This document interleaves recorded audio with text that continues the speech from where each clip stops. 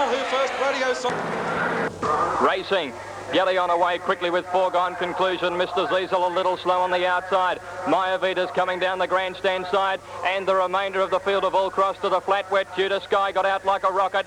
So did Ideal Planet and Bowl Jet. Just behind them, Penny Edition, followed closely by Cardinals Fury, Rhythmic Rogue. Count A Jackson, Razor Sharp wider out. Cinder Burglar showing speed too. Brawl Addy just in behind them on settling fully into stride. Demas and Magari over on the flat side with Show Moran.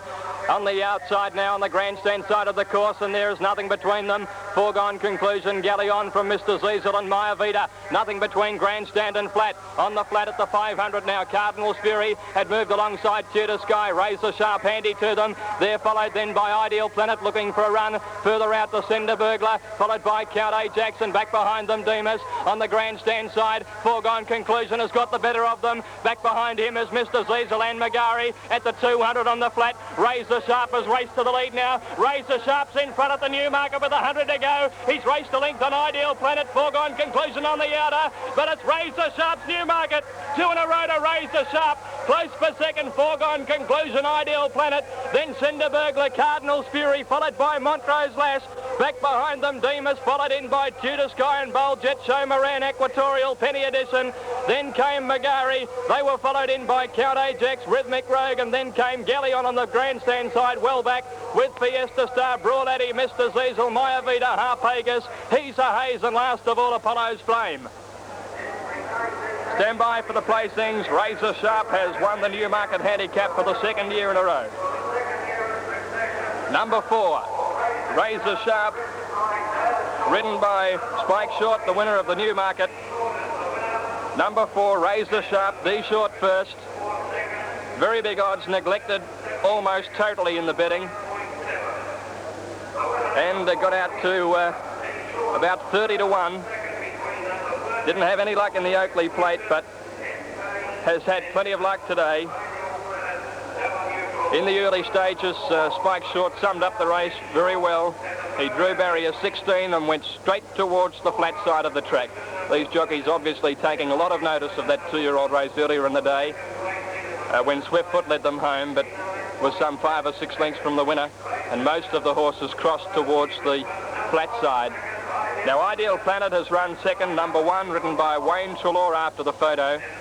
And third is number 13, Foregone Conclusion, who's come down the grandstand side and has streeted the horses on that section of the track. Galleon, I think, was the second horse home, and he was a long way back in the field. Numbers, checking the placings on the 83 Newmarket.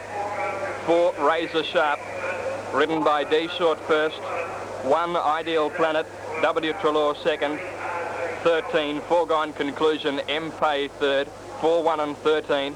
Officially fourth, number 21, Cardinals Fury, ran a bold race. And fifth, number 24, Cinder Burglar, the Tasmanian. Really never got in it on the outside. Never appeared to be going in a straight line as far as... What a remarkable dividend for a winner of the Newmarket Handicap. $3.90 for the place. Ideal Planet paid $4.70, and Foregone Conclusion paid $3.20. And there's the winner coming back at the head of affairs from Ideal Planet, Foregone Conclusion. Cinder Burglar also was a fair run too. Very good run. It and Cardinals Fury, the couple of rank outsiders, really. I mean, not given a great chance at the start of the race, but they've beaten the more fancied ones except the place getters. I must confess I didn't see a lot of Magari. No, Magari was there, but I didn't see enough of him to even get excited for a horse that they expected to really win. Demas was another one we didn't see a lot of. He was out in the centre of the track chasing Cinder Burglar at one stage, but he just couldn't keep up the pressure. And what do you make of Galleon? Galleon, I just don't know what to make of it. He may not have appreciated the outside of the track. It's hard to say, but he didn't go as well as I expected him, even though in this particular race, I think when they came across the crossing at the 600 or 700 metre mark, they were more or less in line, and Galleon in the Oakley Plate was given the chance to balance. And in this race, he wasn't given that chance, or didn't appear to, I should say. And, you know, I think that, you know, you can't do it both ends. He's a horse that probably has got to be balanced and let come home as he was in the Oakley Plate.